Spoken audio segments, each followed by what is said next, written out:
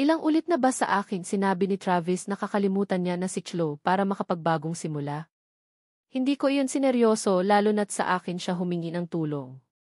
Tulungan ko raw siya para mag-move on, tulungan ko raw siya para makalimutan si Chloe. Tulungan ko raw siya para makalimot na ang puso't utak niya. Ilang ulit akong tumanggi, di ba? Hindi kasi ako naniniwala na kaya niyang kalimutan yun babaeng minahal niya ng ilang taon. Ang babaeng unang minahal ng puso niya at ng buong pagkatao niya. Paano mo nga naman makakalimutan ang tanging taong gustong maaalala ng puso't utak mo? Paano mo kakalimutan ang taong nagbigay sa iyo ng kakaibang kaligayahan kahit na sinaktan ka nito? Ang paglimot sa kanya ay parang paglimot sa mga pangalan ng magulang mo. Impossible. Imposible dahil hanggang kamatayan mo maaalala mo ito. Pero sumugal ako. Kahit na alam kong ako rin naman ang matatalo sa huli.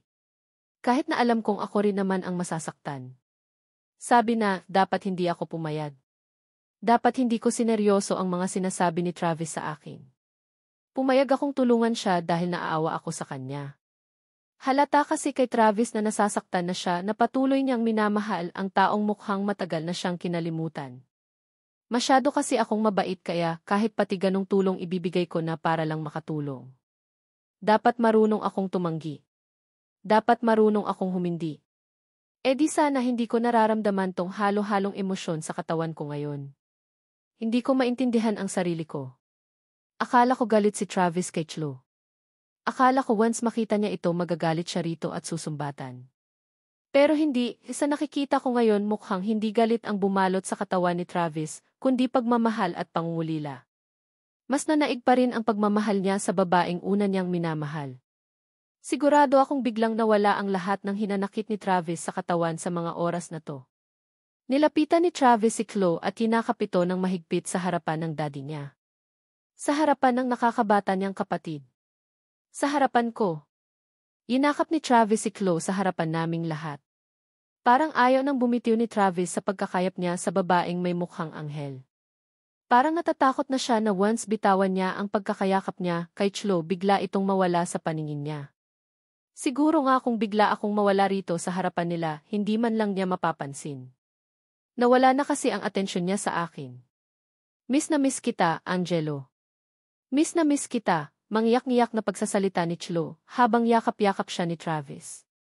Gumanti na rin siya ng pagyakap dito. Ang higpit ng pagkakahawak nila sa isa't isa. Takot ang bawat isa na baka muli silang magkahiwalay. Nakita kong napangiti ang tatay nila Travis.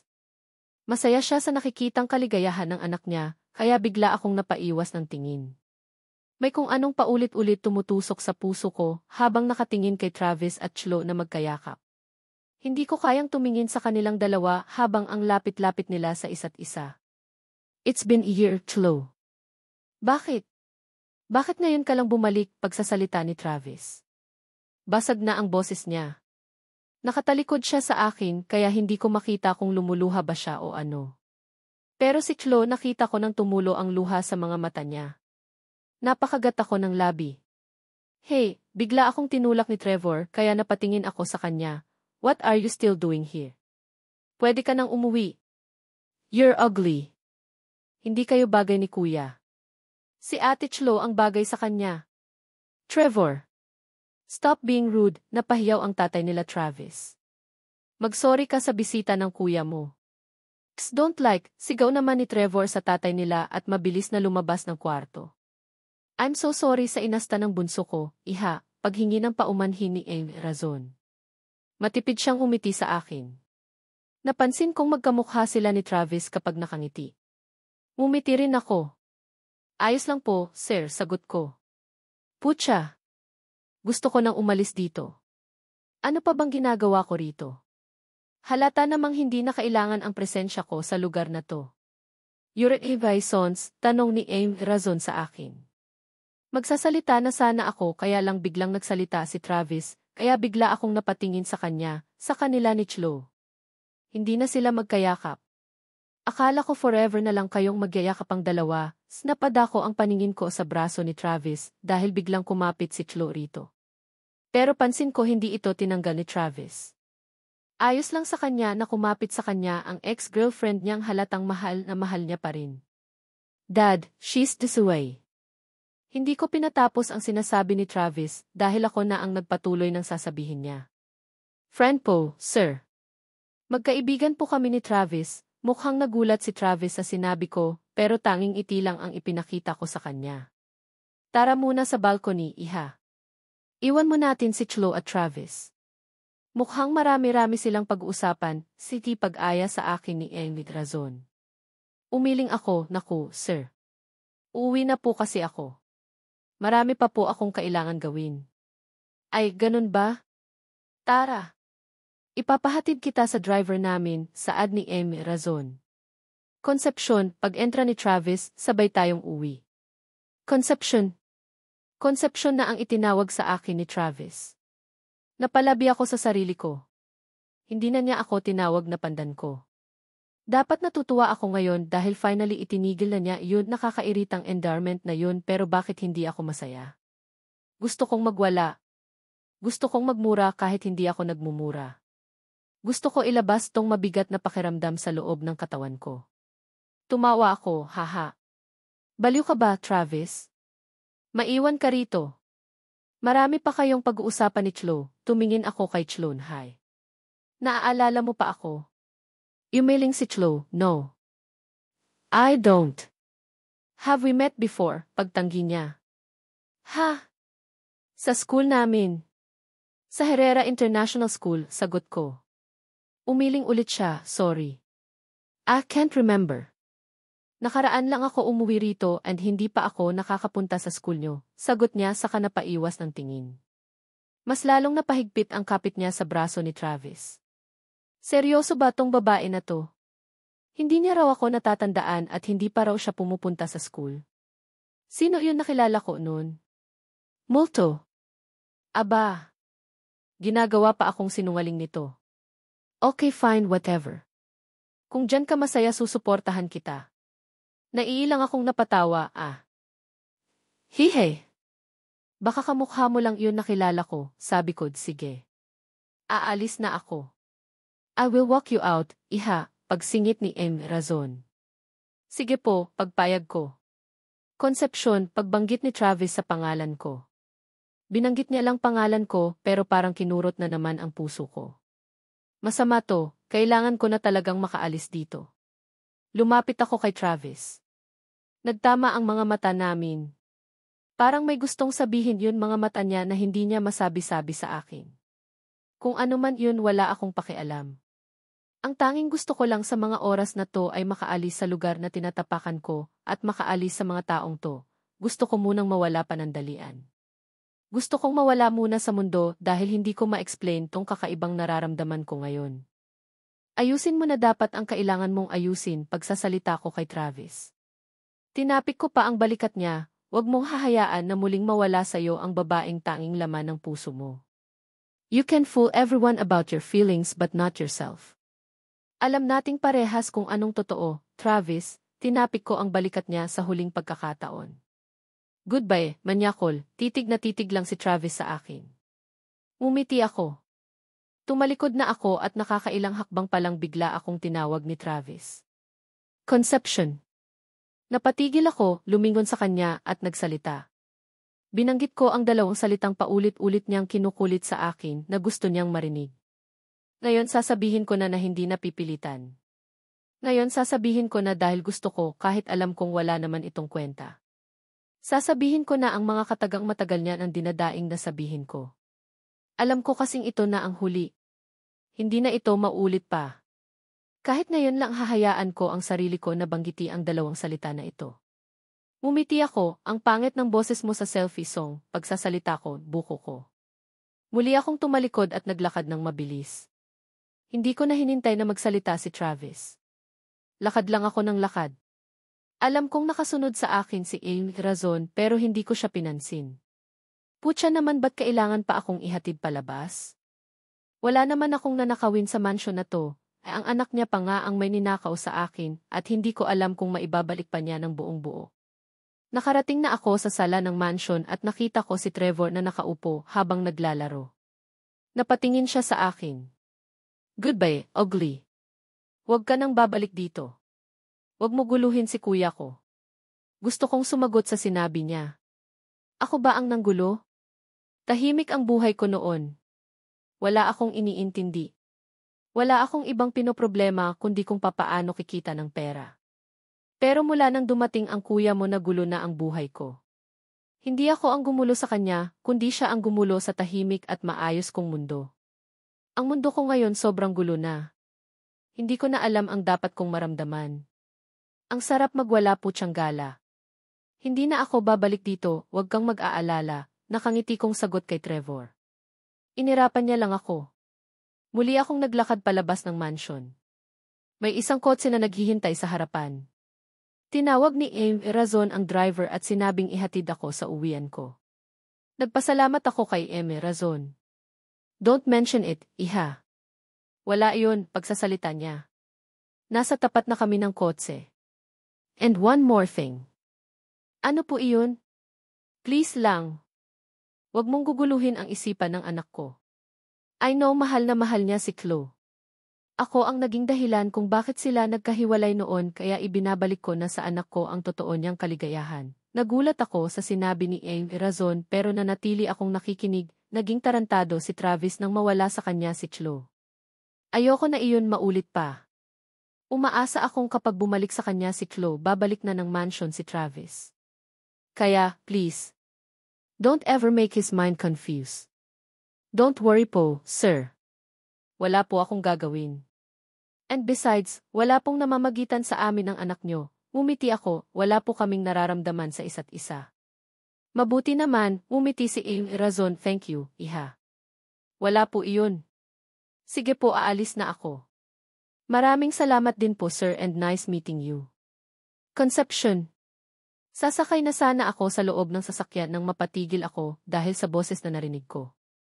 Nakita ko si Travis na tumatakbo papalapit sa gawin namin. Travis, where's Chloe? Puntahan mo siya dun at mag-uusap pa kayo. Tumalim ang tingin ni Travis sa tatay niya. Shut up, Dad. Mag-uusap kami ni Concepcion. Seryosong pagsasalita ni Travis, iwan mo muna kami. Anak. Dad, please. Just leave the fuck us alone, napasigaw si Travis. Naging seryoso rin ang mukha ni Amy Razon. Nakakatakot. Nakakatakot tong magtatay kapag naging seryoso ang kanilang mga mukha. Pero hindi naman siya umimik. Napailing-iling lang siya at umalis sa harapan namin ni Travis. Pero bago siya tuluyang pumasok sa loob ng mansion napatingin siya sa akin. Isang tingin na nagsasabing huwag ko kalimutan yun maikli naming pag-uusap. Napatango na lang ako sa kanya. Ngayon dalawa na lang kaming naiwan ni Travis sa labas ng mansion. Ang lamig ng simoy ng hangin pero pinagpapawisan naman ako. Ang bilis din ng tibok ng puso ko. Naririnig kaya ni Travis ang tibok ng puso ko? Sana naririnig niya. Sana kahit ito man lang marinig niya masaya na ako. Hindi ko kayang isa-isahin ang mga salitang gusto kong sabihin sa kanya, kaya sana kahit itong tibok lang ng puso ko umabot sa mga tenga niya. Concepcion, malumay na sabi ni Travis sa akin. Titig na titig siya sa akin sa mga oras na to na parang ako lang ang nakikita niya sa buong mundo. Oh, ba't andito ka? Asan si Chloe? Nakapag-usap na ba kayo? Sunod-sunod na tanong ko sa kanya. Manyakol, Huwag kang pa-checks. Ayusin mo yung relasyon niyo ni Chloe. Marami kang gustong itanong sa kanya, di ba? Marami kang gustong malaman. Huwag ka na magsayang ng chance. Bumalik na iyon babaeng mahal na mahal mo. Huwag mong hayaan na muling mawala ang babaeng mahal mo. Concepcion, muli niyang pagbanggit sa pangalan ko. Natawa ako, ano ba? Haha. Kanina ka pa Concepcion ng Concepcion. Nakakapanibago. Kailan mo ba ako huling tinawag niyan? Parang mas nasanay kasi ako sa pandan ko. Pandan ko. Pandan ng buhay ko, say he. I faked in my love, haha. Joke lang. May sasabihin ka ba? I'm so sorry, mahinang pagsasalita ni Travis. Sorry para saan, sagot ko kahit alam ko naman kung para saan ang sorry niya. Sorry dahil napatigil si Travis sa kahuminga ng malalim na as if nahihirapan sa sasabihin niya, sorry dahil hanggang ngayon siya pa rin pala talaga. Sorry dahil kahit anong pilit kong kalimutan siya hindi ko magawa. Sorry dahil ang dami kong sinabi sa'yo pero hindi ko napanindigan. Sorry dahil kahit anong gawin ko ayaw niya umalis sa puso ko. Sorry dahil kahit ibaling ko sa'yo ang pagmamahal ko sa kanya pa rin napupunta.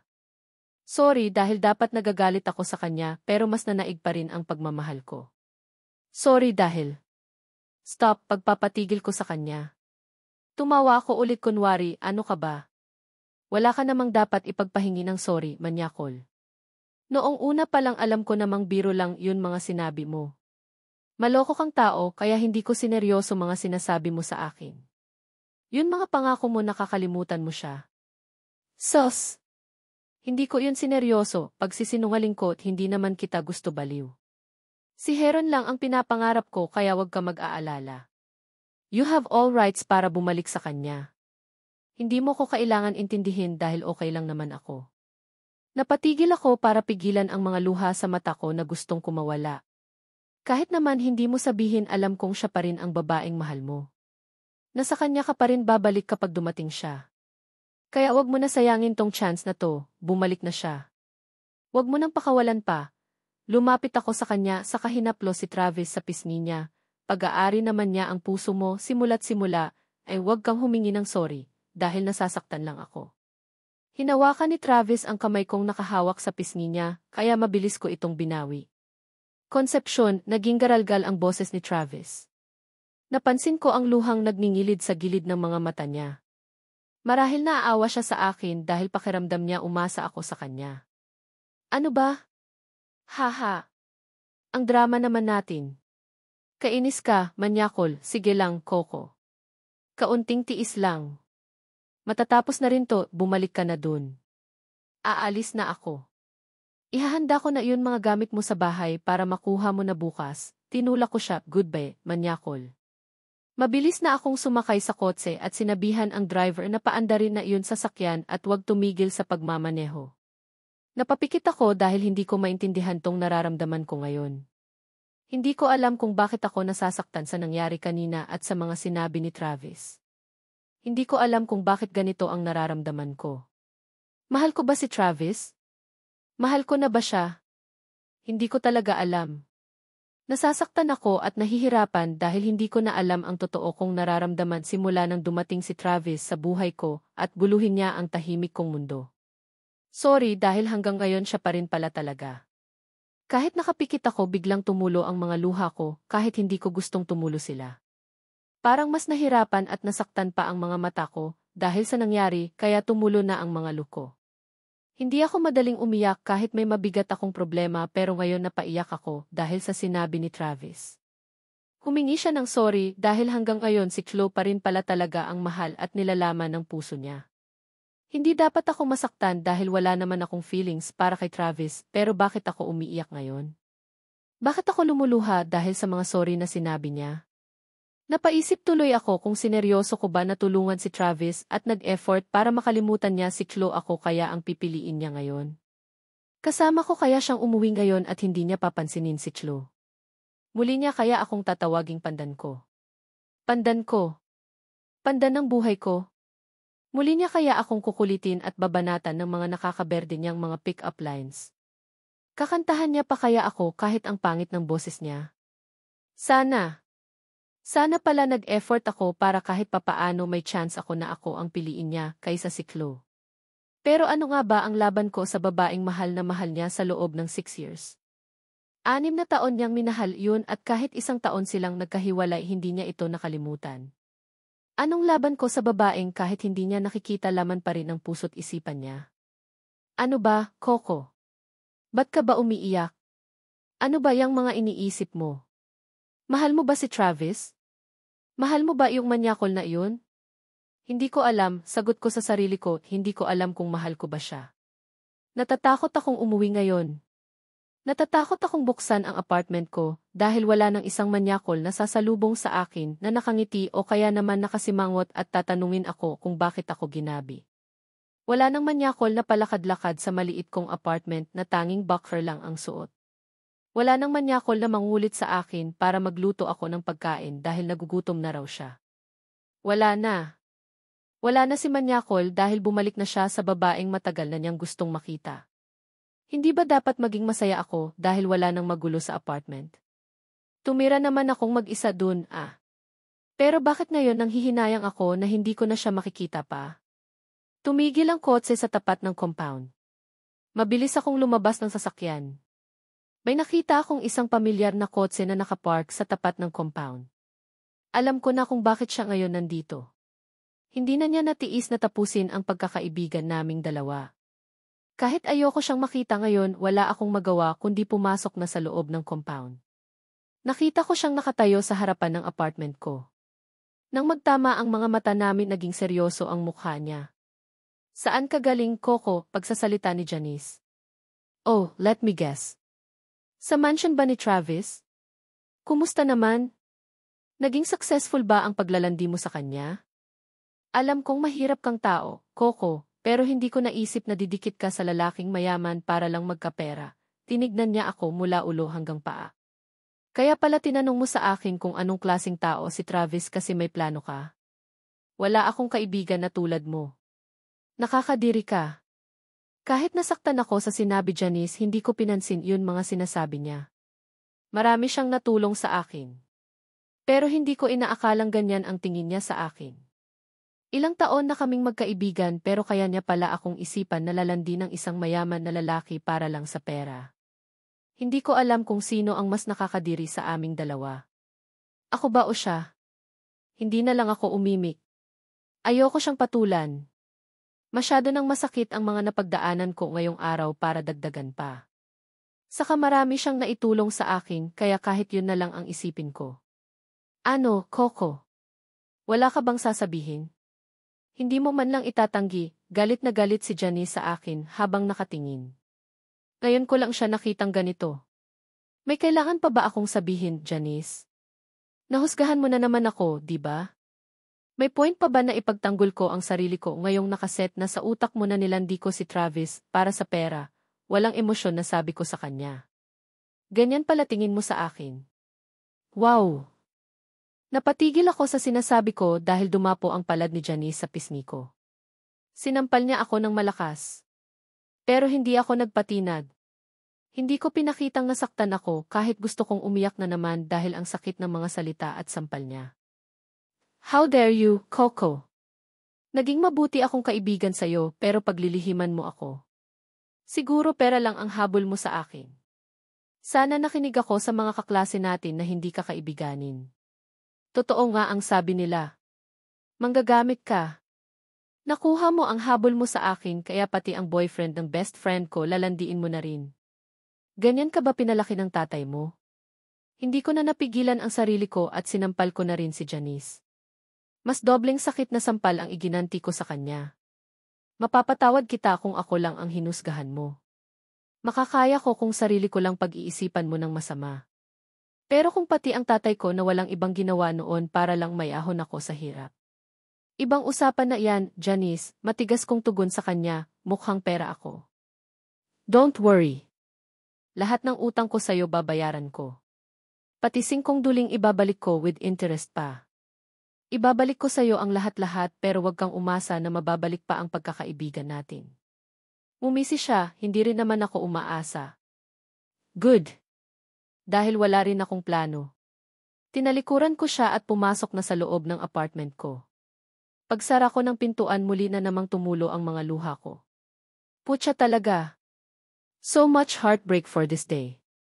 Nagising na lang ako na parang yun mga mabibigat kong problema ay ngayon ko lang naramdaman. Ngayon ko naramdaman ang bigat. Ngayon lang nag-sink in sa akin na shit, bakit sa dinami-raming tao, bakit ako pa ang dapat makaranas ng ganitong kamalas-malasan sa buhay? Ilang taon ko ba itong ininda? Ilang taon ko ba itong tiniis? Ilang pagluloko ba ang ginawa ko sa sarili ko at sinabing Coco, kaya mo yan. Problema lang yan. Malakas ka. Ilang pagpapalakas sa sarili ko ba ang ginawa ko para hindi ko maramdaman na nahihirapan na pala ako, pero ngayong araw ibang-iba. Lahat ng problema ko naisip ko. Lahat ng hinanakit ngayon ko naramdaman. Ngayon ko lang na-realize na nag-iisa na lang pala ako sa mundong to. Bakit noong namatay si Papa sa sunog sa dati naming bahay hindi pa ako nakasama? Bakit kailangan ko mapagdaanan tong masasakit na pangyayari sa buhay ko? Putya! Malakas ako. Pinipilit kong lumakas kasi wala na akong ibang makakapitan kundi sarili ko. Pero ngayon, iba na, ay malapit na akong sumuko. Kaunti na lang susuko na ako. Kaunti na lang bibigay na ang buong pagkatao ko. Ngayon ko lang naalalang tao pa rin pala ako at nasasaktan pa rin pala. I'm still capable to be hurt. Hindi pala ako superwoman na may kapangyarihan para indahin ang sakit. Kahit ano palang pag-avoid ko para masaktan, dadating pa rin yun point na masasaktan ako. At ngayong sobra-sobrang sakit ang nananalaytay sa katawan ko, wala akong ibang makapitan. Yung dalawang taong importante kasi sa akin ay sabay akong iniwan. Sabay na wala sa buhay ko sa isang iglap lang. Parehas akong iniwan dahil bumalik na yun kaisa-isang taong parehas nilang pinapahalagahan. Napangiti ako ng mapakla. Isa lang pala akong panakip butas. Butasin ko mga abdo niyo dyan, Inaamin ko nasasaktan ako sa ginawa ni Travis. Mas pinili niya si Chloe kahit na iniwan siya nito na walang valid reason at pinagmukha siyang tanga. Hindi ko matanggap na muli niya itong yayakapin ng buong buo na parang sinasabing napatawad na niya ito kahit hindi pa humihingi ng sorry. Muling bumalik sa isipan ko yun nangyari kagabi kaya muling sumikip ang dibdib ko at may kung anong tumusok sa puso ko. Ayokong liwanagin sa sarili ko kung bakit ko ito nararamdaman. Para saan pa? Wala namang point kung mahal ko ba o hindi si Travis, ano kung mahal ko? May magbabago ba? Iiwan ba niya si Chloe kapag sinabi ko kay Travis na mahal ko siya? Mas lalo ko lang sasaktan ang sarili ko dahil alam kong hindi naman ako ang pipiliin niya. Hindi ko pa nga siya pinapapili pero may pinili na siya, di ba? Wala na ring point na sabihin ko sa kanyang nasaktan ako na muli silang nagkita ni Chloe. Hindi ko siya kayang ipaglaban dahil simula pa lang naman ng laban talo na ako. Nagwagi na agad yung babaeng una niyang minahal at patuloy niya pa ring minamahal. Okay lang. Putya. Okay lang talaga ako. Si Travis lang yan, ay hindi ko ini-expect na magkakaroon ako ng feelings para sa kanya. Ilang buwan na ba kaming magkasama sa bahay? Ilang beses ko ba siyang sinuntok, sinigawan at sinermonan? Pero buwisit na iyan. Kahit nagtayo ako ng harang para hindi ako magkagusto sa kanya, wala, natibag pa rin yun pader.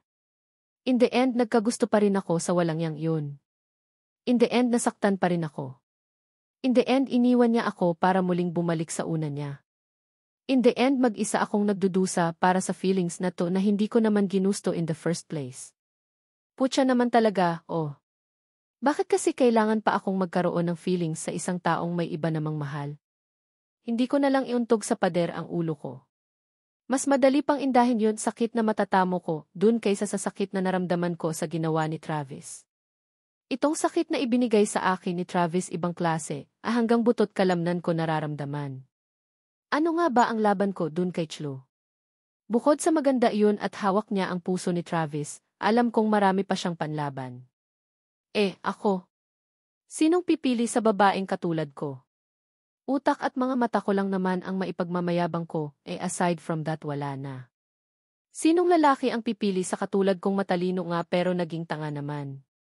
Tanga dahil pati sarili niyang feelings hindi niya namalayan? Tanga dahil tinatago ang totoo niyang nararamdaman?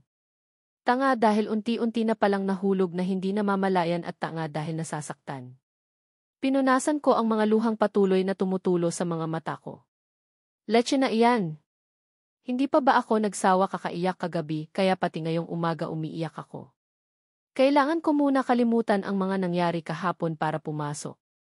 Ayoko sanang pumasok ngayon pero hindi ko naman papayagan na maapektuhan ang pag-aaral ko dahil sa nangyari.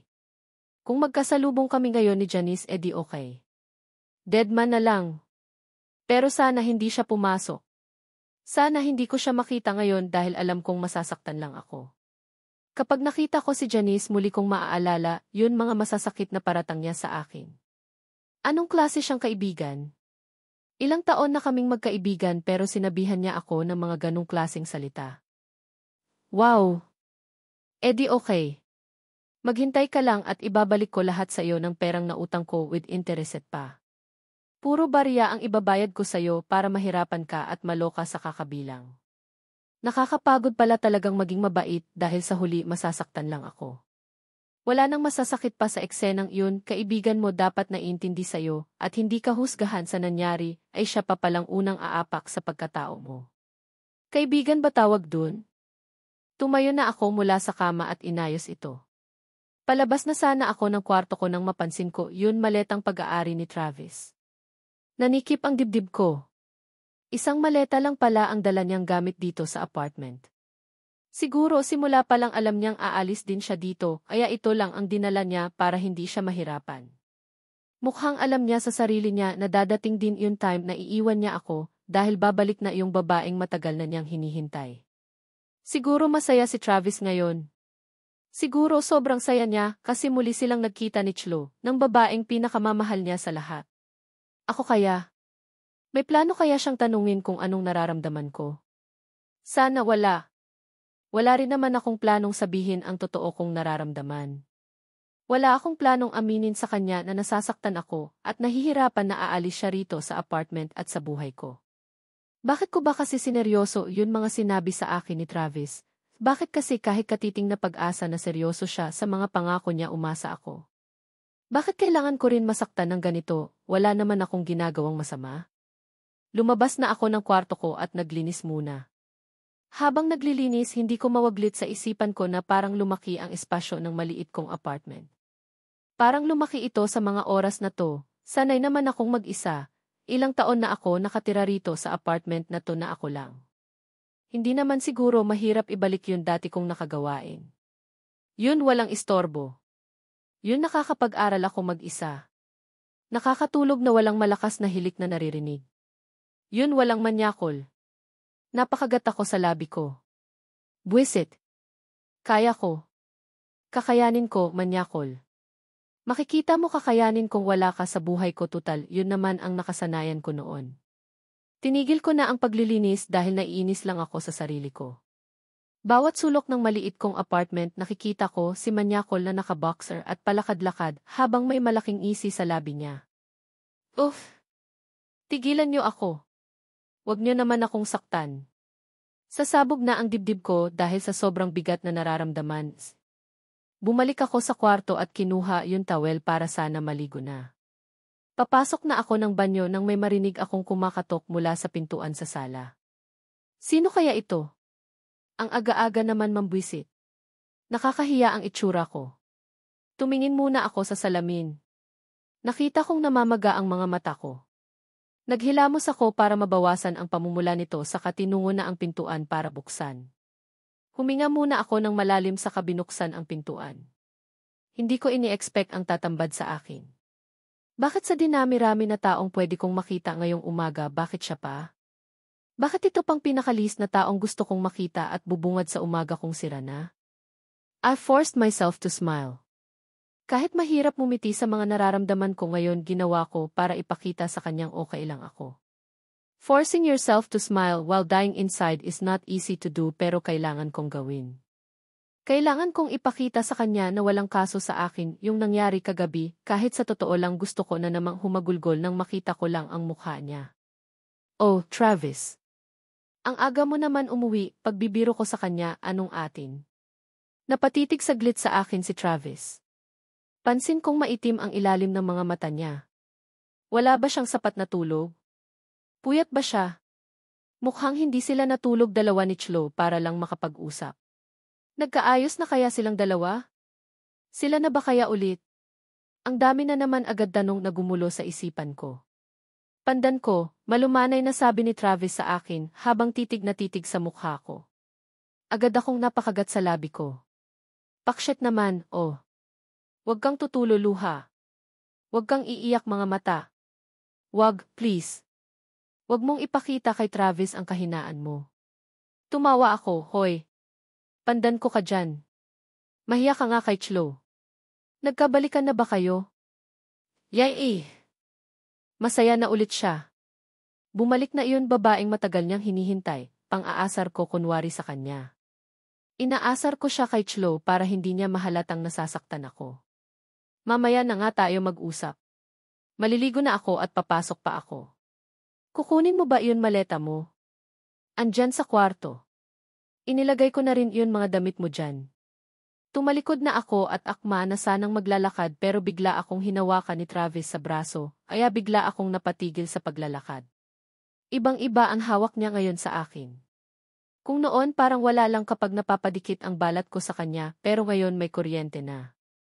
May sparks na kaya mas lalo akong nasasaktan. Nahihirapan ako sa ginagawa niya. Bakit kasi kailangan niya paagad bumalik? Konsepsyon, pagsasalita ni Travis habang nakatalikod ako, may gusto ka bang sabihin sa akin? Galit ka ba? Okay lang kung awayin mo ako o sigawan. Basta sabihin mo lang sa akin yun totoo mong nararamdaman. Please, pagsusuma mo ni Travis.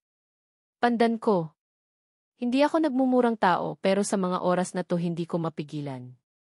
Putangina. Putangina lang talaga, Travis. Ano pa bang gusto mong malaman? Ano pa ba? Nasasaktan ako. Yun ba ang gusto mong malaman? Gusto mo pa bang makumpirma sa sarili mo na putangina nasaktan ko si Coco? Yes, masaya na ako. Tangina naman, Travis, maayos buhay ko nang wala ka sa buhay ko. Kontento na ako na nagkakagusto ako kay Heron kahit hindi ko siya abot. Pero dumating ka sa buhay ko at unti-unti mong ninakaw ang atensyon ko para sa kanya. Pero ang unfair mo lang, alam mo iyon, Travis. Ang unfair mo. Ang dami mong sinabi sa akin. Ang dami mong pinangako. Sinabi mo pa na wag akong aalis sa tabi mo pero bakit noong bumalik siya ikaw mismo ang nagtulak sa akin palayo? Akala ko ba gusto mo ako? Putya naman, Travis. Umasa ako sa matatamis mong salita't pangako. Ang unfair mo talaga. Hindi mo na nga tinupad mga sinabi mo, sinaktan mo pa ako sa dulo.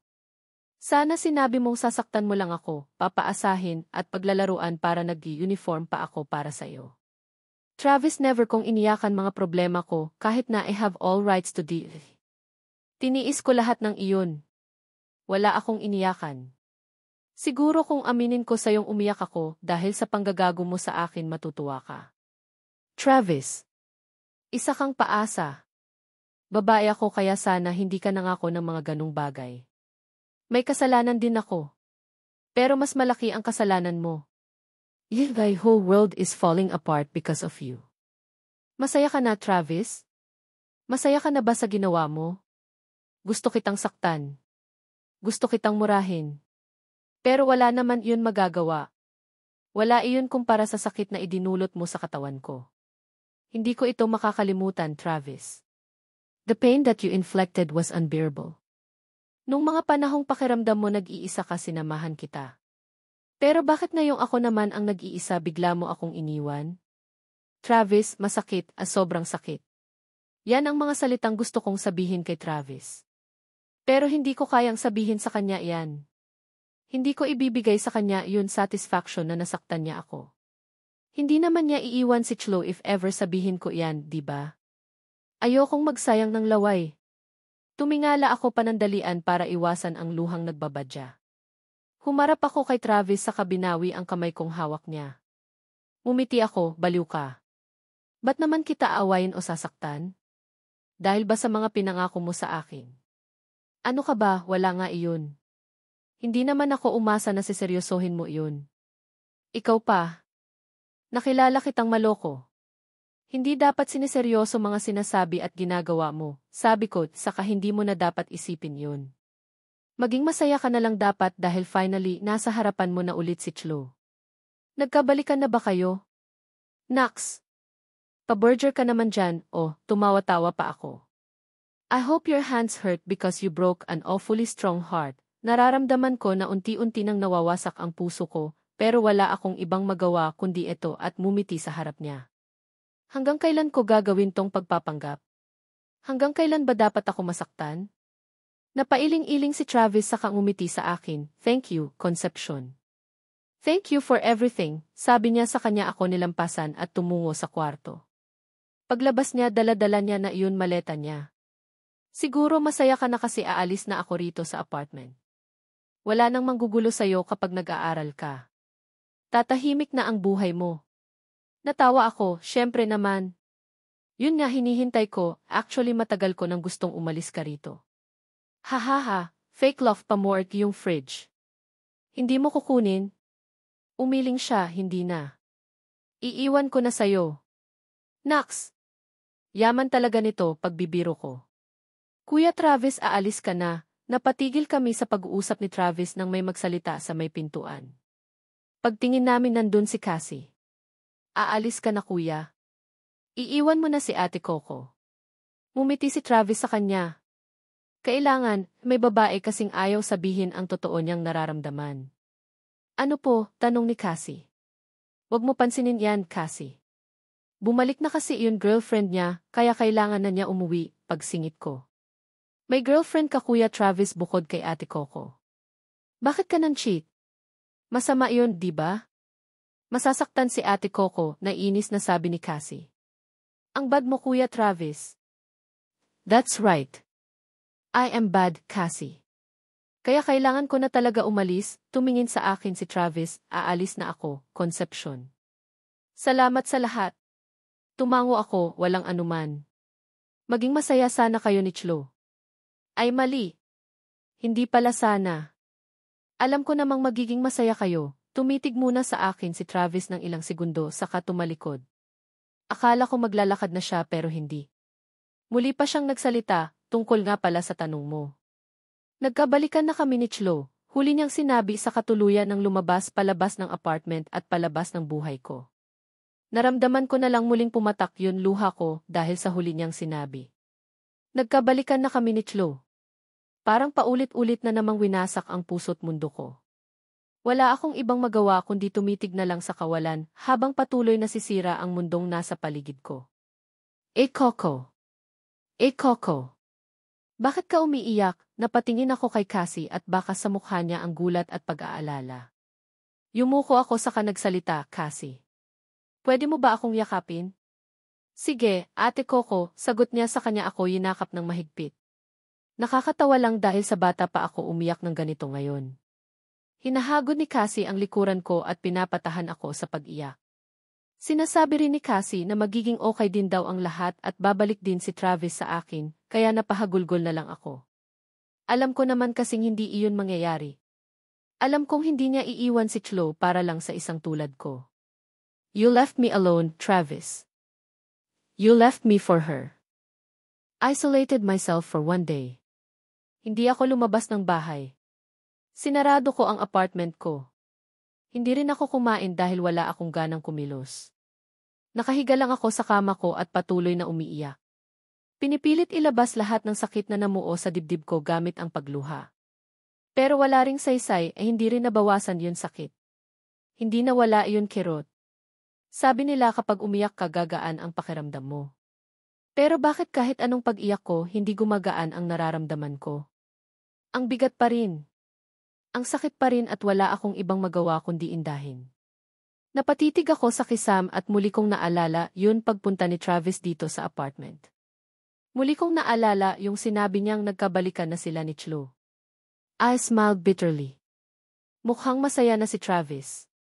Mukhang babalik na yung totoong sigla niya dahil bumalik na yun babaeng totoong nagbibigay ng kasiyahan sa mundo niya. Yun babaeng nagbibigay ng kinang at kulay sa mundo niya. Habang ang sarili kong mundo ay winasak niya. Iniwan niya ako sa isang mundong walang sigla at walang kulay. Ang unfair. Bakit ako lang ang nasasaktan? Bakit ako lang ang nagiging miserable? Dapat si Travis din dapat nararamdaman niya rin tong mga paghihirap ko. Habang siya nagpapakasaya sa piling ng babaeng mahal niya ako ito pinipilit buuhin ang bawat piraso ng puso kong sinira niya. Pinulot ko ang bawat piraso ng pagkatao niya. Pinagdikit. Pinilit ayusin. Pero bakit in the end ako lang din ang nasaktan? Siguro nga hindi dapat natin pinupulot ang isang bagay na wasak. Dahil magtagumpay man tayong ayusin to in the end tayo rin ang masasaktan. Napatigil ako sa pag-iisip ko nang biglang may ring ang cellphone ko. Nakita kong naka-flash sa screen ang name ni Heron. Siguro napatawag siya dahil sa text ko kanina. Ngayong araw kasi ang first taping ng commercial namin pero sinabi kong hindi ako makakapunta. Magagalit kaya siya? Bahala na. Sinagot ko yung tawag. Hello, Christine. Bakit hindi ka makakapunta? Pagsasalita ni Heron. May May aasikasuhin lang ako, mahina kong sagot sa kanya, habang pinupunasan ang mga luha ko, siguro bukas makakapunta na ako. Pasensya na talaga. Ayos lang. Actually wala rin ako sa mood mag-shooting ngayon, biglang nagbago ang tono ng boses ni Heronhei. Iba ang boses mo. You seem so down. Ayos ka lang ba? May problema ka ba? You can talk to me about it if you like. Napailing-iling ako as if naman nakikita niya ang pag-iling ko ngayon. No, wala. Masama lang din ang pakiramdam ko. Natawa siya over the phone, ganun ba?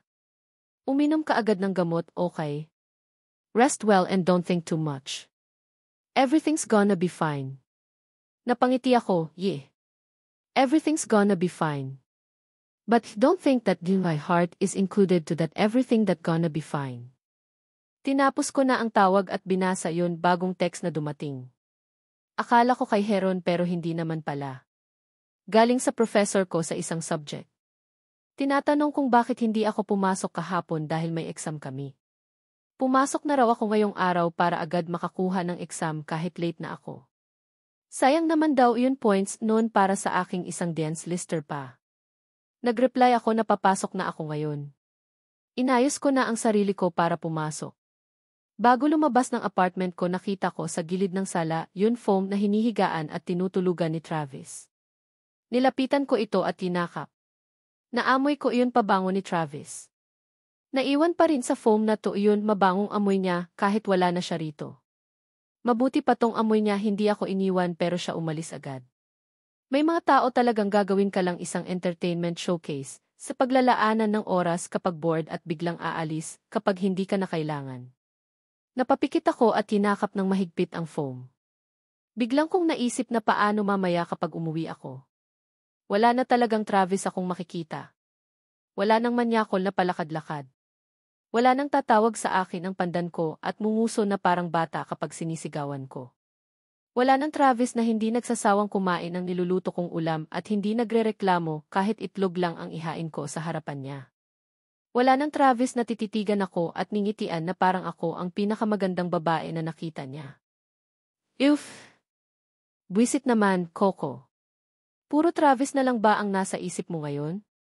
Hindi ko lang kasi matanggap na biglaan nangyari ang lahat. Nakakapanghiyang at nakakapagsisi lang. Nalalaman lang talaga natin ang importansya ng isang tao kapag nawala siya sa tabi natin. Kung alam ko lang na mangyayari ito di sana palagi akong umuuwi ng apartment ng maaga para agad ko siyang nakikita. Sana hindi ko na siya inaaway at sinisigawan. Sana palagi ko na lang siya tinatawag ng buko ko na request niya. Ngayon puro panghihinayang ang nararamdaman ko. Binuksan ko na ang pintuan ng bahay para lumabas at nagulat ako sa nakita ko. Nakaupo si Cassie sa may pintuan habang may hawak na bulaklak. Agad siyang tumayo at humarap sa akin nang mapansin niya ako. Ate Coco, hindi ka na sad? Tanong niya sa akin. Umiling ako, hindi na, Cassie. Yinakap mo na ako kahapon, di ba? Kaya hindi ka na ako malungkot pag sisinungaling ko sa bata. Mabuti naman Ate Coco. Kasi mas lalo kang pumapangit kapag sad ka. Ngumiti si Cassie. Ate Coco, sayo na lang tong flowers ko, oh. Bigay sa akin to nung dentist na nagbunot sa akin kanina para daw hindi ko maramdaman ang sakit ng nawala kong ngipin. Ibibigay ko na lang sa'yo para hindi mo na maramdaman na wala na si Kuya Travis. Inabot niya sa akin iyon hawak niyang bulaklak. Wow! Salamat, Cassie. First time ko lang makatanggap ng bulaklak, sige. Talaga, hindi niya makapaniwalang sagot kahit si Kuya Travis hindi ka binigyan ng bulaklak. Umiling ako kaya biglang napasimangot si Cassie. Hayaan mo na nga si Kuya Travis. Pogi siya pero ngayon pangit na siya. Dapat hindi siya nananakit ng girl. Ay bading ka nga pala, Ate Coco. Pero kahit na, di ba? Dapat hindi pa rin siya nananakit ng iba. Ginulo ko ang buhok niya, ikaw talaga. Ang dami mong alam, Nga po, Ate Coco. Ang dami kong alam. Kaya pati teacher ko palaging pinapatawag si nanay kasi raw ang daldal ko sa school. Sagot niya, pero Ate Coco may naisip ako. Ano iyon? Naisip ko lang na parang ngipin pala si Kuya Travis. Yun ngipin ko kasi masakit nung nawala sa gums ko, pero sabi ni Dolphy masasanay din daw ako sa pagkawala ng ngipin ko. Ganon din si Kuya Travis, Ate Coco. Masasanay ka rin na wala siya. Tapos sabi rin ni Dulcie na may bagong dadating na ngipin sa akin, kaya magiging happy na ulit ako. Magiging happy ka ulit kasi may bagong dadating sa'yo, Ate Coco, bibong-bibo na pagsasalita ni Cassie. Napangiti ako, ang talino mo talagang bata ka, natutuwa kong sagot sa kanya. Sige na. Papasok na ako. Salamat sa flowers na to, ha? Tumango siya. Walang anuman, Ate Coco. Basta hayaan mo ihanap kita ng bagong boyfriend. Sabihin ko kay kuya siya na lang boyfriend mo. Kaso ayaw ata ni kuya ko sa bading, Ate Coco. Napangiti na lang ako sa mga sinabi ni Cassie sa akin habang nakasakay sa bus papuntang school. Hindi ko inaakalang sa batang edad na ganun may masasabi at maiisip na niya yun mga ganung bagay. Natuwa ako para sa sarili ko dahil at least kahit bata may kaisa-isang tao na nakakita na hindi ako masaya sa mga oras na to. Never mind na lang yun pagtawag niya sa aking bading ng ilang ulit. Kalokang Cassie to, ilang taon na kaming magkapitbahay, hindi pa rin alam na babae ako. Sa bagay, ilang buwan na ba kaming magkasama ni Travis sa isang apartment? Hindi ko nga rin naramdaman na nahulog na pala ako sa kanya. Tinuon ko ang pansin ko sa labas ng bintana. Ayoko sana siyang isipin pero sadyang makulit ang utak ko. Si Travis lang ang gusto niyang maalala sa mga oras na to. Travis, you never supposed to mean this much to me. Hindi dapat ako nahulog sa'yo. Pero alam mo, nahulog pa rin ako at yan ang katotohanan. I fell hard and you didn't even bother yourself to catch me. Paano mo nga naman ako masasalo kung may babae ka pa ring buhat-buha? Isn't it ironic? You hurt me yet still thinking of you. Dumating ako ng school at sa classroom namin na sinalubong ako ng kakaibang tingin ng mga classmate ko. Yung tingin nila parang nagpapahatig na may alam silang maling ginawa ko. May panghusga sa mga mata nila. Hindi ko na lang pinansin at dumiretso ako sa upuan ko sa kanilabas ang libro ko para mag-aral. Napadako sa pintuan ang mga mata ko nang makita kong pumasok si Janice kasama ang ilan naming kaklase. Pangiti-ngiti pa siya sa mga kausap niya na parang walang nangyaring gulo sa aming dalawa. Nagtama ang paningin naming dalawa pero siya na mismo ang umiwas. Pumunta na siya sa upuan niya habang iyon dalawang kausap niya na upo sa likuran ko at patuloy na nag-uusap. Ang kapal talaga ng mukha para pumasok pa after ng ginawa niya sa best friend ni Janice. Ang bait-bait ni Janice tapos gagawan niya ng ganun. Paplastikin niya. Lalandiin niya yun boyfriend ng best friend ni Janice. Pasimpleng higad din pala to, say he. Nga. Palibhasa laki sa hirap kaya gumagawa ng paraan para maloko rin si Janice. Ang laki na pala ng utang niya kay Janice, no?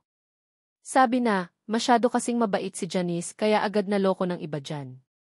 Dukha na nga manloloko pa. Dapat dyan hindi nag-aaral dito, Faye. Nalukot na ang piraso ng librong binabasa ko dahil sa mga narinig ko. Kahit hindi nila sabihing ako ang pinag-uusapan nila alam ko namang ako yun. Naninikip ang dibdib ko sa galit. Ano ang mga kinuwento ni Janice sa kanila? Bakit kailangan gumawa ni Janice ng kwentong wala namang katotohanan? Talaga bang kahit kaunti wala na siyang pakialam sa akin? Hindi na talaga kaibigan tingin niya sa akin, kaya pati sa iba sinisiraan niya ako. Hinarap ko iyon dalawang nag-uusap. Ako ba pinag-uusapan niyo? Tanong ko sa kanila, sa susunod bago kayo mag-usap alamin niyo muna ang buong detalye, ha? Napataas yun kilay nung isa kong kaklase, bakit? Tinamaan ka ba? Tinamaan ka sa pinag-uusapan namin na about sa babaeng malandi, manggagamit at dukha. If the shoe fits feel free to wear it, see. Kung sapatusin ko yung mukha mo, naiinis na sagot ko sa kapadabog na tumayo. Pinuntahan ko si Janice. Nagulat siya nang sumulpot ako sa harapan niya. Bakit kailangan mo akong siraan sa mga kaklase natin? Ganyan ka ba kagalit sa akin, Janice? Ha? Dahil sa nangyari sisiraan mo ako. Napataas ang kilay niya, anong sinisiraan? Wala akong sinisira sa'yo. Puro katotohanan yun mga sinabi ko, sigaw niya sa akin. Narinig kong nagbulong-bulungan yun mga kaklase namin totoo naman, di ba? Mukha kang pera.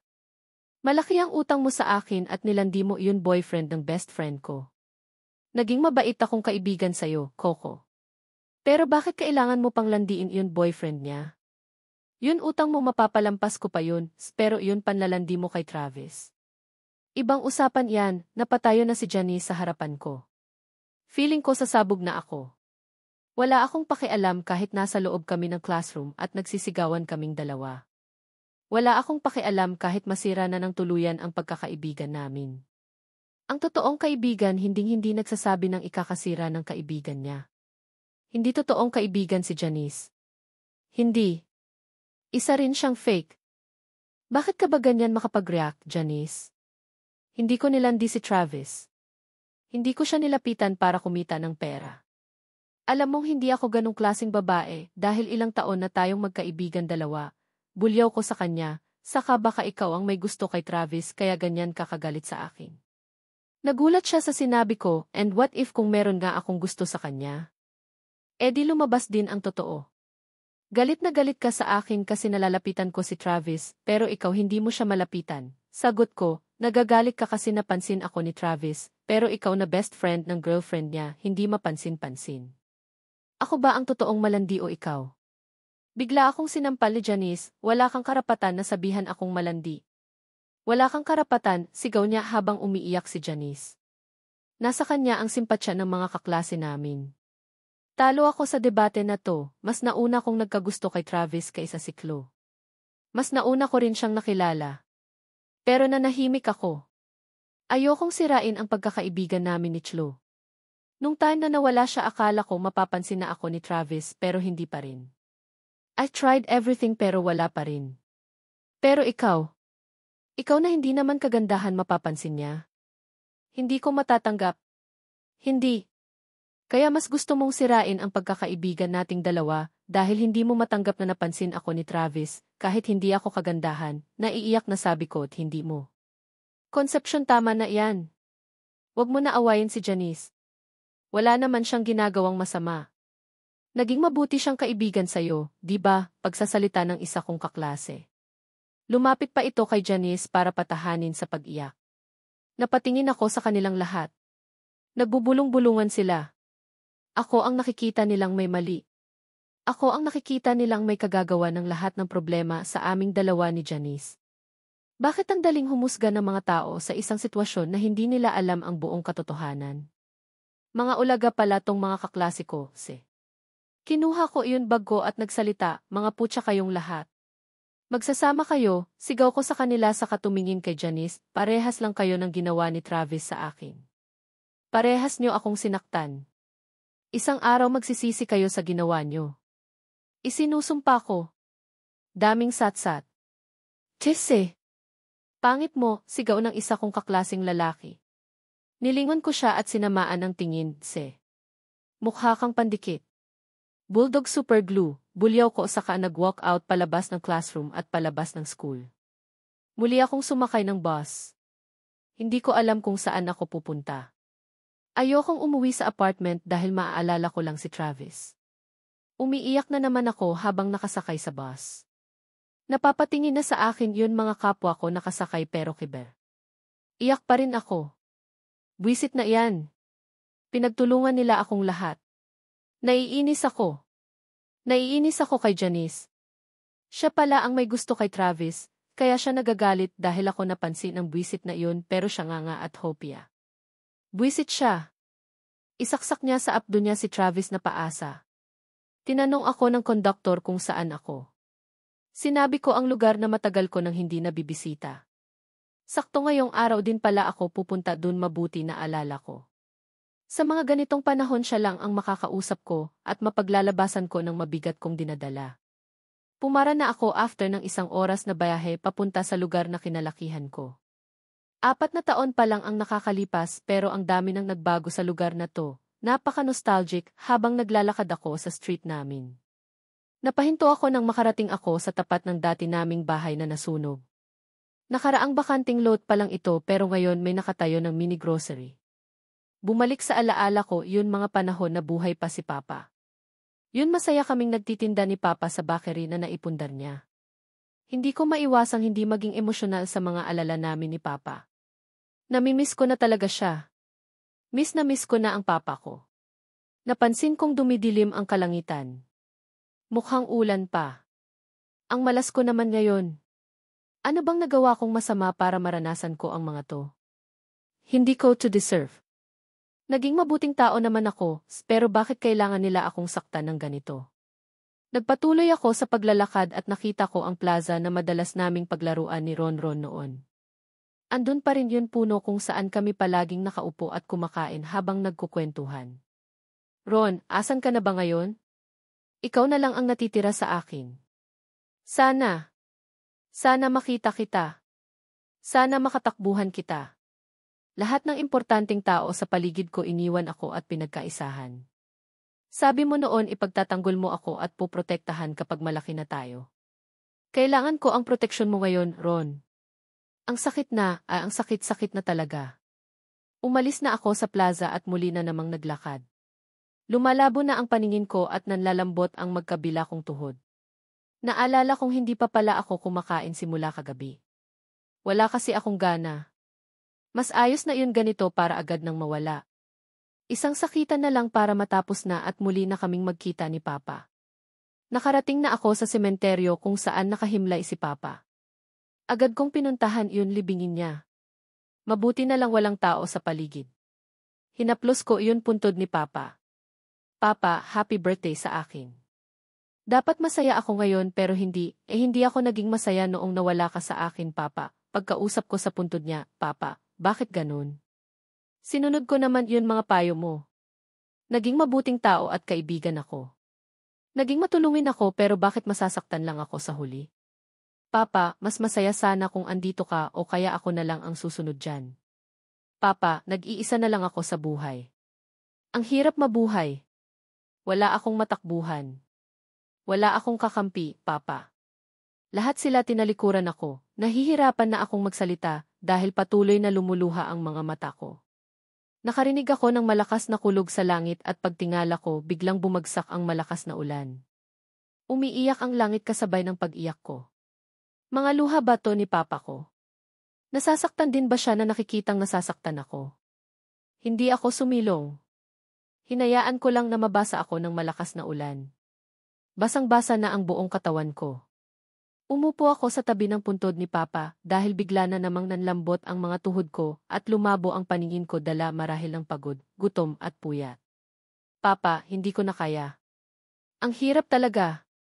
Ang tagal kong pinilit maging malakas kaya siguro ngayong hinang-hina ako. Nakakapagod din palang magpanggap na malakas, Papa.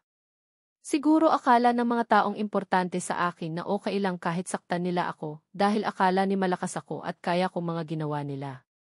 Papa, ang hirap. Papa, may lalaki akong nagustuhan. Hindi ko nga inaakalang magkakagusto ako sa kanya, ay ang dami niyang pinangako sa akin pero wala siyang tinupad. Iniwan niya lang ako nang bumalik yun babaeng mahal niya. Papa, hindi ba ako sapat para mahalin din? Papa, miss na kita. Napansin kong biglang huminto ang ulan na bumabagsak sa akin kahit napatuloy ang ulan sa kapaligiran ko. Pagtingala ko may payong sa itaas ko at may isang kamay. Lumabo na naman ang paningin ko. Napatingin ako sa mukha ng lalaki na may hawak na payong. Hindi ko makita masyado iyon mukha niya dahil blurred na lang ang nakikita ko. Unting-unting nag-adjust ang paningin ko. Bigla akong nagulat dahil parang nakita ko ang older version ng mukha ni Ronron. Titig na titig siya sa akin at punong-puno ng kung ano-anong emosyon ang mga mata niya.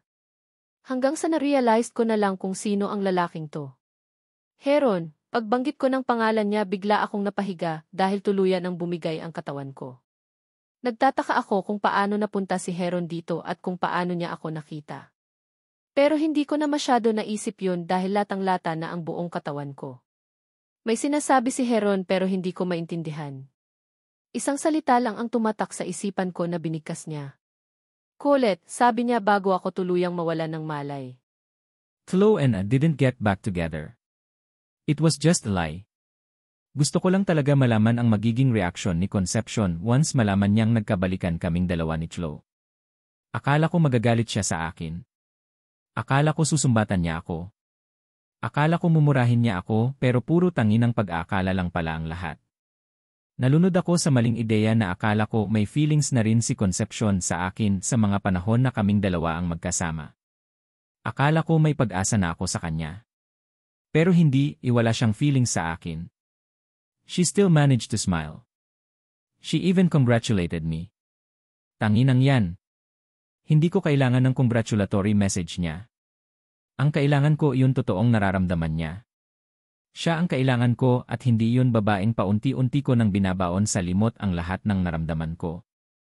Bakit kasi kung kailan napagdesisyonan ko nakalimutan ang nakaraan at magsimula ng bagong buhay saka naman babalik ang multo ng kahapon?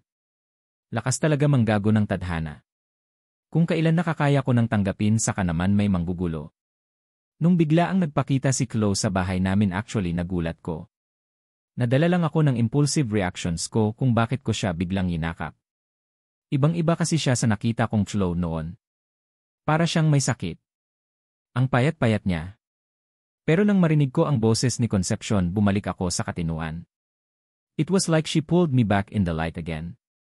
Ganun naman palagi si Concepcion, palagi niya akong inaangat sa mga panahon na down ako. Palagi niyang pinapaliwanag ang mundo kong unti-unting dumidilim. She became the source of early light.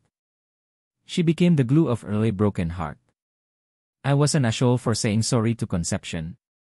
Wala, inaguluhan ako sa naramdaman ko. Parang yun pain and heartache na ibinigay sa akin ni Chloe at pinilit kong kalimutan ay biglang bumalik sa akin ng basta-basta. Wala akong ibang nasabi kay Concepcion kundi puro sorry. Pero hindi naman sorry yun gusto kong sabihin sa kanya. Hindi sorry ang gusto kong ibigay sa kanya kundi ang totoong nararamdaman ko nung oras na yun. Pero everything was fucked up. I was fucked up once again because of Chloe. The girl that first loved made me fucked up for the second time. Umalis si Concepcion sa mansion noon pero hindi ko na siya pinigilan. Mas mabuting hindi niya makita ang mga posible na mangyari. Ayoko siyang madamay. Pero wrong move ang nagawa ko. Hindi ko dapat siya pinaalis sa tabi ko dahil mas masaya ako kapag kasama ko siya. When she left the mansion it was like I lose her. Gusto ko munang ayusin ang mga bagay-bagay bago ako bumalik kay Concepcion. Gusto ko kapag bumalik ako sa kanya wala na talaga akong feelings for Chloe. I have to voice any untold feelings. I have to fix the past so can finally able to move forward. Hindi kami nakapag-usap ni Chloe that night. Nagkulong lang ako sa kwarto ko at hindi lumabas. Hindi rin kumain. Paulit-ulit akong tinatawag ni Daddy para kausapin ko raw si Chloe pero hindi ako sumunod. Hindi ko alam kung anong nangyari kay Chloe that night o kung anong oras siya umalis ng mansion. I prisoned myself in a bedroom. Kahit ang dami kong gustong malaman hindi ko muna tinatanong. Magulong-magulo ang utak ko dahil sa nangyari sa amin ni Concepcion. Mas pinoproblema ko kung paano ako magpapaliwanag sa pandan ko kaysa ang pagbabalik ni Chloe at kung paano sila nagkakilala ni Daddy. Wala akong maayos na tulog nun. Inisip ko buong magdamag ang mga salitang sasabihin ko kay pandan ko. I decided na i-voice out sa kanya ang totoo kong nararamdaman. Napuyat ako kakaisip sa kanya. Kaya nga ang aga-aga kong bumisita sa apartment niya, nung nasa loob na ako parang gusto kong matulog sa tabi niya. Yung apartment niya talaga na yun parang may magic. Nare-relax ako kapag andun ako at kapag nakikita ko si Concepcion. Nakita ko si Concepcion. Her pair of rather blue eyes were puffy. I thought to myself that she cried all night. Nabuhayin ako ng pag-asa na baka iniyakan niya ang nakita niya. Habang kaharap ko siya parang gusto kong sumigaw at magwala sa sobrang saya ng pakiramdam ko. Gusto kong umisi at yakapin siya ng mahigpit pero pinigilan ko lang ang sarili ko. Gusto ko muna malaman kung ano ba ang nararamdaman niya para sa akin. I asked her kung ano ba ang totoo niyang nararamdaman. Tatanggapin ko kung awayin niya ako o sisigawan. Tatanggapin ko kung pagsusuntukin ako ni Concepcion. Lahat iyon indahin ko basta't malaman ko lang ang totoong gustong sabihin ng puso niya. Pero another wrong move ang nagawa ko. Kailan ba naging honest si Concepcion sa gusto niyang sabihin? Kailan ba siya naging honest sa totoong feelings niya? Kailan niya ba nilalabas yun mga salitang nakakasakit sa isang tao? Si Concepcion yun tipo ng tao na sasarilinin ang sakit basta hindi makasakit ng iba. She's so selfish and selfless. I told her that I'm gonna leave her apartment and she looked at me like she was hurt. Pero ang totoo niyan hindi ko naman talaga gusto umalis doon. Pumunta ako sa apartment niya kasi pakiramdam ko, dun ang totoo kong bahay kung saan kasama ko siya. So I thought that sometimes home isn't a big house, it's a blue eyes and her heartbeat. Pero sabi niya matagal na naman niyang gustong umalis ako. Hinihintay niya lang na magsabi ako. But her eyes were saying otherwise. It was like screaming and begging for me not to leave. Gusto kong pagsusuntukin ang sarili ko. Gusto kong saktan ang sarili ko para magising ako sa mga kagaguhan na nasabi ko kay Concepcion. For the second time, I saw the pain in her eyes again. Kaya umalis na muna ako ng apartment niya. Kailangan ko muna siyang layuan hanggang hindi ko naayos ang sarili ko. Kailangan ko munang bawiin kay Chloe yun parte ng pagkatao ko para buong buo ko maibigay kay Concepcion ang sarili ko. Wait for me, Concepcion. Babalik ako. Babalik ako sa'yo. Madami akong pangako kay Concepcion. Ang dami kong matatamis na mga salitang binitawan sa kanya. Kaya kahit anong mangyayari tutuparin ko iyon. Kung kailan ko lumuhod sa harapan niya para lang muli niya akong tanggapin gagawin ko. Mas pipiliin ko nang mawala ang pride ko at ang ego ko kaysa siya ang mawala sa akin. Napatawa ako sa sarili ko. Plinano kong mahulog sa akin si Concepcion pero lately ko lang na-realize na ako pala ang nahulog sa kanya. I fell really hard and no regrets. Muli akong umuwi sa mansion at nagkulong sa kwarto ko. Nag-isip ako kung paano ko mapapalabas ang totoong nararamdaman ni Concepcion sa akin. Kung gusto na niya ako magiging masaya ako. I'll fight for her. Ipaglalaban ko siya hanggang dulo. Kung hindi naman niya ako gusto it doesn't matter. Gagawin ko ang lahat para magkagusto siya sa akin. Mawala lang ang lahat pero wag lang siya. I'll make sure that she gonna fall hard for me. Thanks to Chloe because I've realized in my true feelings. Habang nakahiga ako sa kama ko narinig kong may kumatok sa pinto. Aside. Alam kong si Daddy na naman yan. Hindi ako sumagot kaya biglang bumukas yun pinto. Nakita ko siyang nakatayo dun at nakasuot ng business attire niya. Mukhang galing siyang trabaho pero bakit ang aga niya umuwi ngayon? Hindi ko siya pinansin. Travis Angelo, anong ginagawa mo sa buhay mo? Seryosong tanong niya sa akin. Titig na titig siya na parang gusto niyang suntukin ang panganay niyang anak. I'm fixing myself, tamad na tamad kong sagot. You're fixing yourself. Are you sure? Paano mo inaayos ang sarili mo kung hindi mo naman kinakausap yun babaeng matagal mong hinihintay na bumalik? Travis, andito na si Chloe. She's back. Larry, are you avoiding her? Umupo ako sa gilid ng kama ko, wala naman kaming dapat pag-usapan. Okay na ako. Nakalimutan ko na yun ginawa niya. I'm tired of waiting, seryoso kong sagot, hindi siya ang babaeng kailangan ko ngayon, kaya wala nang point para mag-usap kaming dalawa. Lumapit sa akin si Daddy at tumayo sa harapan ko. Tinapik niya ang balikat ko, Son, I know galit ka sa kanya dahil bigla kanyang iniwan. Bigla kanyang pinagpalit sa iba nung nasa ibang bansa kayo. Pero makinig ka sa paliwanag niya. May kasalanan din ako sa nangyari sa inyo. I am very sure that you still love her pero hindi mo lang to ma-realize dahil nabubulag ka ng galit mo sa kanya. Tugon niya, andito na ulit siya. Wag mo na ulit siya hayaang mawala sa'yo. Tinanggal ko ang pagkakahawak ni Daddy sa balikat ko, hindi naman ako ang nagpabaya para mawala siya sa akin. Iginawa ko ang lahat noon para hindi siya mawala sa akin pero siya ang gumawa ng way para magkahiwalay kami. She left me. She cheated on me, pagpapaliwanag ko, yep. Mahal ko siya. In fact, mahal na mahal ko siya pero noon yon. Wala na akong nararamdaman sa kanya. Pero nagpapasalamat akong bumalik siya. Kung hindi siya bumalik hindi ko malalaman ang totoong feelings ko sa babaeng palaging nasa tabi ko, noong panahon na wasak ang buong pagkatao ko. Sabi ko, kung may babalikan man ako, hindi si Chloe yon. We don't deserve each other anymore. May mga bagay pala sa mundo na mas mabuting hindi na binabalikan at inaayos. Stop sprouting nonsense, Travis, napataas ang boses ni Daddy, hindi ka ba nakikinig? Walang ginawang mali sa'yo si Chloe. Hindi ka niya iniwan. Sure, iniwan ka niya before pero planado lahat yon, bulyaw niya, ako ang may kasalanan. I talked to her before. Sinabi ko sa kanya na handa ba siyang harapin ang buhay mo? Handa ba siyang pasukin ang buhay na mayroon ka? Hindi ka basta-basta tao, Travis. Isa kang anak ng mafia boss at future boss ng mafia natin. Natakot lang siya. Nag-isip-isip for the meantime, bigla akong natawa, anong tinatawa-tawa mo dyan? I shook in my head, nothing. Naalala ko lang yun mga panahon na binubugbog ako ni Concepcion. Binubugbog niya lang tong hindi basta-bastang tao na sinasabi mo. Tumingin ako kay Daddy na may ngiti sa labi, natakot si Chloe noon dahil sa klase ng buhay na meron ako. Pero si Concepcion hindi. Wala siyang takot sa akin. Wala siyang takot bugbugin tong future mafia boss na sinasabi mo. So tell me, Dad. Sino ang mas deserving sa kanila? Bakit puro yun babae na yun ang iniisip mo? She has nothing to do with this. Kayo ni Chloe ang nararapat. You have no right para sabihin sa akin kung sino ang nararapat at hindi. Matigas kong tugon, naalala mo pa ba? Noong bata ako palagi mong sinasabi na kailangan magkaroon ako ng sarili kong prinsipyo at dignidad para maging karapat-dapat na boss ng family natin. Well, Dad, tanda ko iyon. Kaya ngayon may sarili akong prinsipyo, dignidad at desisyon. Ako pipili ng babaeng karapat-dapat sa akin at hindi kayo. So you will choose that girl kaysa kay Chloe, ganun ba? Inis na sagot niya, hindi kanya gusto.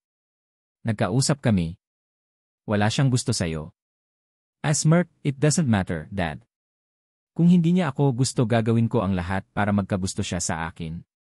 Remember? Razon ako. We get what we want. Siya ang gusto ko kaya kailangan ko siya makuha. How about Chloe? Hahayaan mo siyang mawala sa'yo. Damn it, Dad. Kung gusto mo si Chloe kayo ang magsama, sigaw ko. Napaangat ang kamay ni Daddy at muntik na akong suntukin. Mukhang pinigilan niya lang ang sarili niya. Hindi ako nagpakita ng takot dahil sa ginawa niya. Tatanggapin ko ang suntok niya. Hindi ko naman siya kinakatakutan, ang kinakatakot ko ay yun mawala si pandan ko sa akin. Travis, hindi mo gusto iyang babae na palagi mong kasama. Naguguluhan ka lang dahil siya yun kasama mo noong panahon na pakiramdam mo wasak ka. Sigurado akong kapag nagkausap kayo ni Chloe, babalik ka sa dati. Babalik yun pagmamahal mo sa kanya, pagpupumilit niya. Andito si Chloe.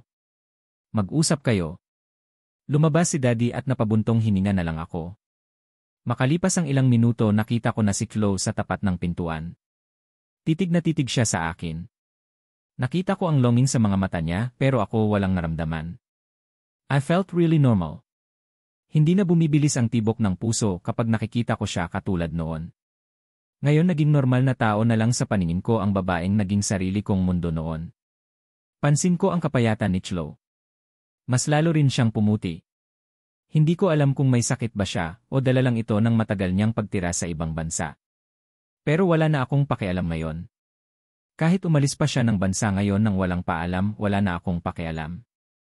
Umalis na lang siya muli dahil hindi na naman na maayos ang nangyari sa amin. Angelo, pagbanggit niya ng pangalan ko habang naglalakad siya papalapit sa akin. Kapag tinatawag niya akong Angelo noon napapangiti ako. Nagiging masaya ang buong pagkatao ko sa tuwing naririnig ko ang boses niya. Pero ngayon ibang-iba na. Parang mas lalong nasisira ang pagkatao ko sa bawat boses na naririnig ko mula sa kanya. Pero hindi ko hahayaang muli akong masira dahil napagdesisyonan ko nang ibibigay ko kay Concepcion ang sarili ko na buong buo. Napatayo ako at humarap sa may bintana, bakit ka pa bumalik? Bakit kailangan mo paguluhin ang mundo kung pilit kong inaayos? Tumingin ako sa kanya, bakit ka pa bumalik? Chloe, nakita kong nasaktan siya sa mga sinabi ko pero wala akong pakialam. Kulang pa yan kaysa sa mga hinanakit na ibinigay niya sa akin noon. Bakit kailangan mo pang manggulo? I came back for you, Angelo. Nabasag na agad ang boses niya, I didn't leave you, Angelo. It was all planned. Hindi lang ikaw ang nasaktan at nahirapan sa nangyari. Every day I think of you. Every night I cried because of you. Angelo, hindi lang ikaw ang nasaktan. Mas masakit sa part ko yun dahil tinulak ko palayo ang babaeng mahal na mahal ko. Malumanay ang boses ni Chloe pero ramdam ko ang pain sa bawat salitang lumalabas sa bibig niya. Lahat ng ginagawa mo dito sa Pilipinas simula nang maghiwalay tayo alam ko. You became jerk because of me. Ang sakit, Angelo. Ang sakit dahil wala akong ibang magawa kundi hayaan kang masaktan. Nasasaktan ako dahil nasaktan kita kahit hindi ko naman iyon ginusto. Nakinig lang ako sa mga sinasabi ni Chloe noong nasa Vies tayo ang pinakamasayang panahon sa akin. Kapag kasama kasi kita nakakalimutan ko ang mga problema ko. Tumulo na ang luha niya na pagdesisyonan kong sa Via mag-aral noon para takasan ang problema sa pamilya ko. Palugi ng palugi ang kumpanya namin dahil sa ginawa ni Daddy. Nagkaroon siya ng kabit. Si Mommy palaging umiiyak. Kapag umuwi ako sa bahay para akong nasa impyerno. Hindi ko maramdaman na buhay ako. Nararamdaman ko lang na buhay ako sa tuwing magkasama tayo, Angelo. Palagi mo kasi akong pinapangiti at pinaparamdam sa akin na mahal mo ako. Patuloy na lumuluha ang mga mata ni Chloe. Pulang-pula na ang mga mata niya habang nakatingin sa akin, kaya sinama kita papuntang Efese. Ayoko kasing mawalay sa'yo.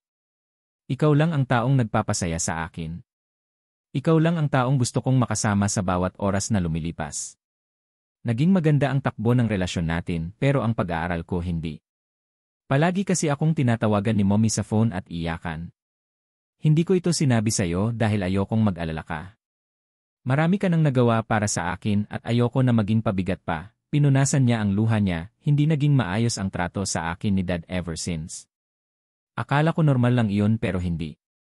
Anak pala ako ni Mommy sa ibang lalaki. Nahuli niyang nakipagkita si Mommy sa biological father ko kaya mas lalong lumala ang sitwasyon. Pero bakit hindi mo sinabi sa akin yang mga yan nung panahon na magkasam tayo? Chloe, boyfriend mo ako noon kaya may karapatan akong malaman ang mga problema mo, bulyaw ko sa kanya. Dahil ayokong maawa ka sa akin.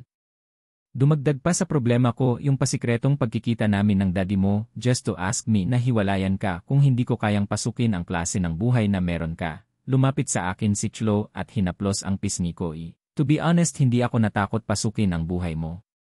Kahit delikado wala akong pakialam, Angelo.